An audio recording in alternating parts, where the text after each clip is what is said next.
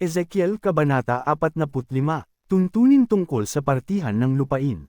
Sa paghahati ninyo ng lupain, magbubukod kayo ng isang bahagi para kay Yahweh. Ito ang sukat ng inyong ibubukod, 12.5 kilometro ang haba, at 10 kilometro naman ang luwang.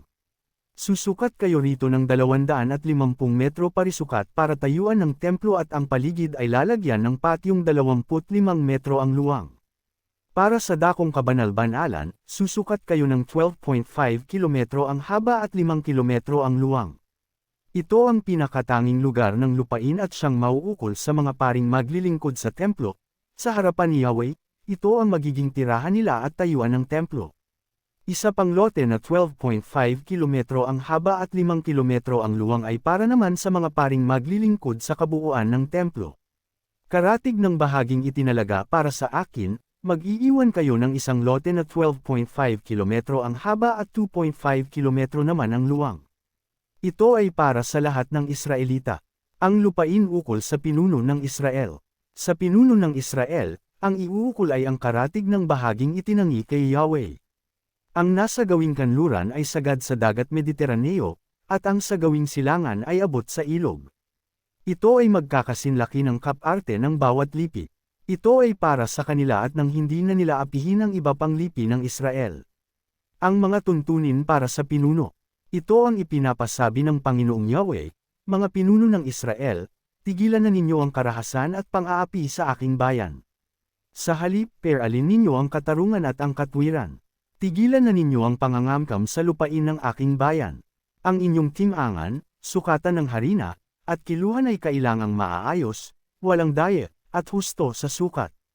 Ang panukat na ginagamit sa mga harina at ang panukat na ginagamit sa langis ay kailangang pareho ang sukat, tig-10 bahagi ng isang malaking sisidlan, ang malaking sisidlan naman ay ang pamantayan ng sukat. Ang takalang siklo ay katumbas ng 12 gramo. Ang inyong mina ay katumbas ng 60 siklo. Ito naman ang inyong ihahandog, 1/60 na bahagi ng lahat ng inyong inaning trigo at gayon din sa sebada, 1/100 na bahagi sa lahat ng inyong nagawang langis. Ang panukat na gagamitin sa harina at langis ay parehong tig-1 bahagi ng malaking sisidlan. Sa tupa naman ay isa sa bawat 200. Ito ang inyong handog na pagkaing butil, susunugan, at pangkapayapaan bilang kabayaran nila, sabi ni Yahweh. Ang mga handog na ito ay ibibigay sa pinuno ng Israel. Ang pinuno ng Israel ang mamamahala sa mga handog na susunugan, pagkaing butil, inumin para sa mga pista, pagdiriwang kong bagong buwan, mga araw ng pamamahinga, at sa lahat ng takdang pagdiriwang ng bayang Israel.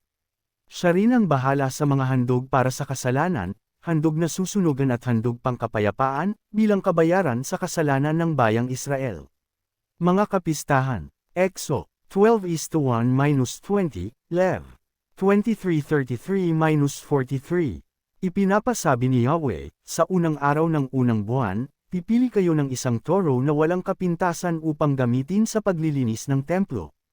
Ang paring nanunungkulan ay sesahad ng dugo ng handog para sa kasalanan. Ipapahid niya iyon sa poste sa pinto ng templo, sa 4 na sulok ng altar, at sa mga poste sa pintuan patungo sa patio sa loob. Ganito rin ang gagawin sa ika-7 araw para sa sinumang nagkamali o nagkasala ng di sinasadya.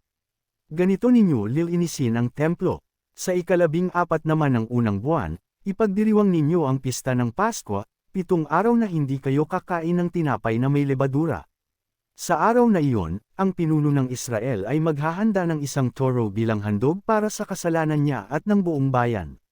Sa 7 araw na kapistahan, maghahanda siya araw-araw ng isang toro at isang tupang walang kapintasan bilang handog na susunugan, at isang kambing na lalaki bilang handog naman para sa kasalanan. Para sa isang toro o sa tupa, 5 salop ng harina bilang handog na pagkaing butil, kasama ang 4 na litrong langis. Ganito rin ang ihahanda sa 7 araw na pista ng mga tolda tuwing ika-15 araw ng ika-7 buwan, bilang handog para sa kasalanan, handog na susunugin, at handog na pagkaing butil.